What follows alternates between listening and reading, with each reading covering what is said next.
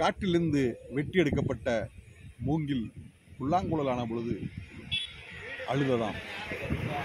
எல்லோரும் அதன் அழுகையை கேட்டு அழுதார்களாம் என்று ஒரு கவிதை ஜலாலுத்தீன் ரூமி என்ற பாரசீக கவிஞர் சூஃபி தத்துவத்தை சார்ந்த தாகம் கொண்ட மீன் என்ற புத்தகத்தில் எழுதியிருப்பார்.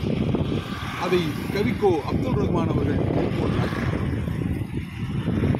மலைகளில் காடுகளில் சுதந்திரமாயிருந்த மூங்கிலை வெட்டி கொண்டு வந்து மனிதர்கள் இருக்கும் இடத்தில் அதை புல்லாங்குழலாக்கப்பட்டது.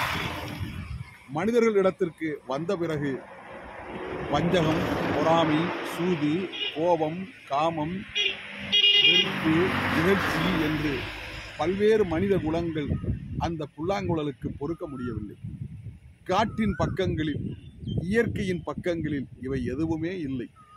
சுதந்திரத்தை சுதந்திரமாக சுவாசிப்பது இயற்கை மட்டுமே. மனிதன் மட்டும்தான் அத்தனை அழுக்குகளையும் உள்ளே வைத்துக் கொண்டிருக்கிறான். என் அழுக்குகளை நான் எங்கே கழுவுவேன் என்று கவிக்கோ இடத்தில் சொல்வார். குளித்தேன் என்றாய் குளித்தாயா, அழுக்குகளை நீ தீரவே இல்லை என்று சொல்வானே. அதைப் போல இந்த பறவைகளும் சில்வண்டுகளும் மின்மினி பூச்சியும் கள்ளிச்செடியும் நெல் நாற்றுக்களும் தென்னை மரமும் அனுபவிக்கிற சுதந்திரத்தை மனிதன் எப்போது வாய்ப்பான்? பறவைகள் விதைப்பதும் இல்லை, அறுப்பதும் இல்லை என்று ஒரு வசனம் வரும்.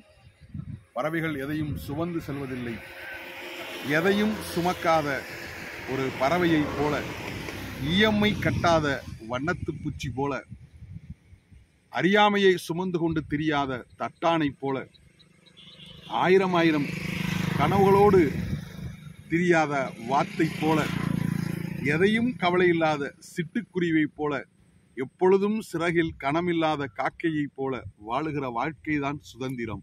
எல்லா விதமான அழுக்குகளையும், எல்லா விதமான பொறாமைகளையும், எல்லா விதமான போட்டிகளையும், எல்லா விதமான சுயநலங்களையும், எல்லா விதமான அரசியல் தந்திரங்களையும், கட்சி ஊடாடம் கட்சி வேட்கையும் கொண்டு திரிவதல்ல சுதந்திரம்.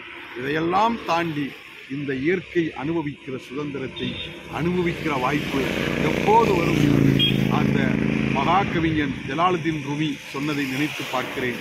காற்றிலிருந்து பிரிந்து வந்த மூங்கில் அழுததாம், இந்த மனிதர்கள் வாழும் பிரதேசத்தில் என்னை புல்லாங்குழல் ஆக்கியதற்காக என்ற தத்துவத்தில் அந்த ஜலாலுத்தீன் ரூமி சொன்ன கவிதையை 12ஆம் நூற்றாண்டில் பேசப்பட்ட கவிதை இன்னும் பல பல கதவுகளை திறந்து விடுகிறது.